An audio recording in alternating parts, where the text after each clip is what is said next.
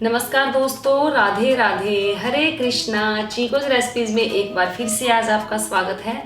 तो आज मैं बात करूंगी अधिक मास की कि अधिक मास क्या होता है, अधिक मास कब आता है, इसे अधिक मास क्यों कहा जाता है।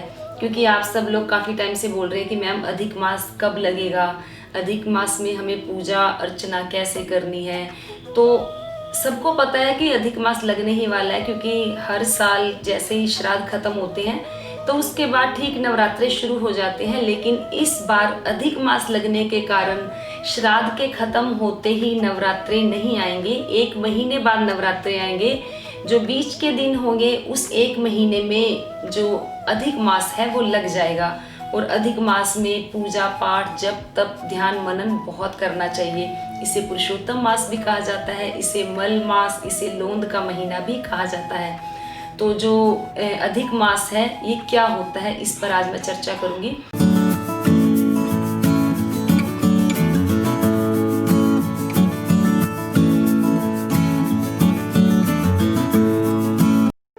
सब्सक्राइब करें चीको रेसिपीज़ को और बेल आइकन को टैप करें मेरी हर वीडियो सबसे पहले देखने के लिए।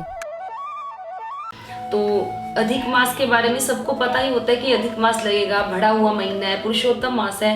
लेकिन हमें ये नहीं पता होता कि ये अधिक मास आखिर होता क्या है। अगर हमें ये सब पता होता है तो जो हमारा पूजा पाठ में ध्यान है वो अधिक लगता है, क्योंकि हमें वो पूरी विधि से पता होता है। किसी भी त्योहार के बारे में अगर हमें अंदर तक जानकारी होती है, अच्छे से पता होता है, तो हम उस त्योहार का पूरे विधि विधान से पूजा अर्चना करते हैं और त्योहार मनाते हैं। और जैसे कि अधिक मास का हमें पता होगा तो जो हमारा पूजा जप तप ध्यान मनन में ध्यान ज़्यादा लगेगा। तो इस बार जो अधिक मास लग रहा है वो 18 सितंबर से शुरू हो जाएगा और 16 अक्टूबर तक जो अधिक मास है वो रहेगा। हर बार होता है कि जैसे श्राद्ध खत्म हुए हैं तो तुरंत नवरात्रे आ जाते हैं, लेकिन इस बार ऐसा नहीं है। इस बार श्राद्ध के खत्म होते ही अधिक मास शुरू हो जाएगा और जो नवरात्रे आएंगे वो एक महीने बाद आएंगे। तो 19 सालों के बाद पितृपक्ष और नवरात्रों के बीच में एक महीने का अंतर पड़ रहा है, तो इसीलिए जो नवरात्रे हैं वो एक महीने के बाद आएंगे। हिंदू कैलेंडर में हर 3 साल के बाद एक अधिक मास का प्राकट्य होता है, जिसे अधिक मास बोला जाता है, मल मास भी बोला जाता है, पुरुषोत्तम मास भी बोला जाता है और इसे लोंद का महीना भी कहा जाता है, जैसा कि मैंने आपको अभी बताया ही है। और ये जो अधिक मास है इसका हमारे हिंदू धर्म में बहुत ही विशेष महत्व है। धरती पर कल्प वृक्ष के समान एवं समस्त मासों में सर्वश्रेष्ठ पुरुषोत्तम मास में अगर हम पूरे विधि विधान से शास्त्रों के अनुसार जो पूरी विधि बताई गई है उसी के अनुसार अगर हम पूजा अर्चना व्रत और नियमों का पालन करते हैं तो हम इस पवित्र महीने में पूर्ण लाभ उठा सकते हैं। तो अधिक मास में आपको पूजा अर्चना कैसे करनी है, अधिक मास में क्या दान देना चाहिए, व्रत उपवास कैसे करना चाहिए, इन सब पर भी वीडियो आपको जल्दी जल्दी मिलती रहेंगी। क्योंकि अगर मैं एक ही वीडियो बनाने लगी तो क्योंकि ये जो वीडियो है ये बहुत ही लंबी हो जाएगी। तो आज तो जो वीडियो है वो सिर्फ इसी पर फोकस है कि अधिक मास क्या होता है।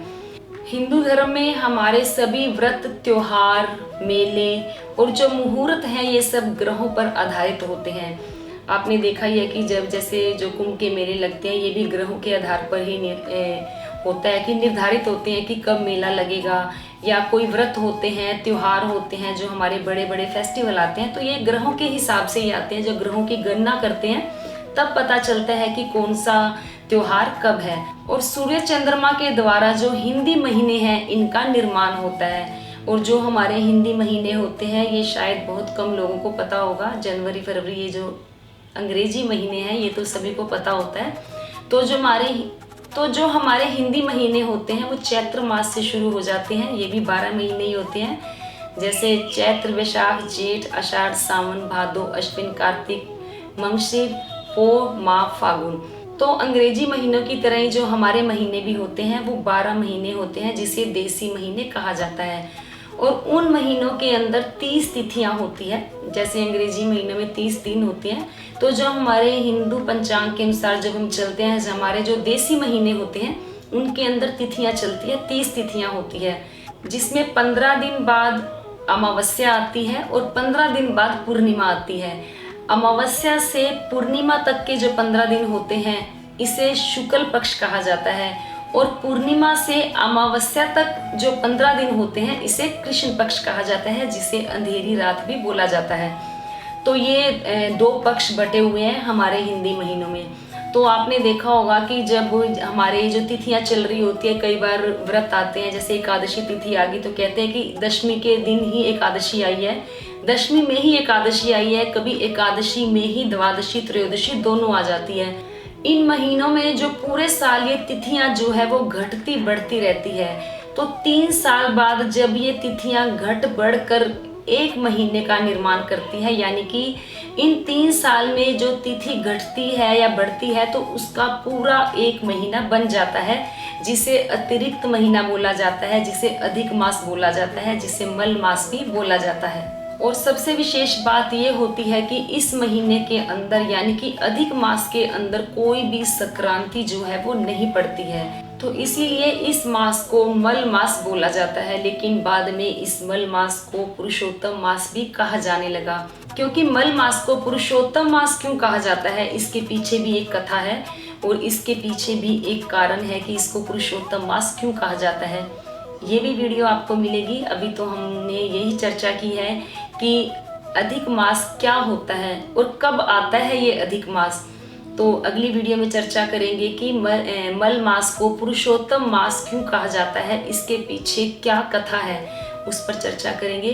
तो आगे आपको और भी अधिक मास पर ही वीडियोस मिलेंगी कि आपको अधिक मास में जप तप ध्यान मनन कैसे करना है, क्या करना चाहिए और क्या नहीं करना चाहिए, ये सब वीडियोस आपको आगे आगे मिलती रहेगी। तो उम्मीद करती हूँ आपको मेरी आज की ये वीडियो की अधिक मास क्या होता है, कैसे पड़ता है, जरूर पसंद आई होगी। तो वीडियो को लाइक करें, शेयर करें, मेरे चैनल को सब्सक्राइब करना बिल्कुल ना भूलें।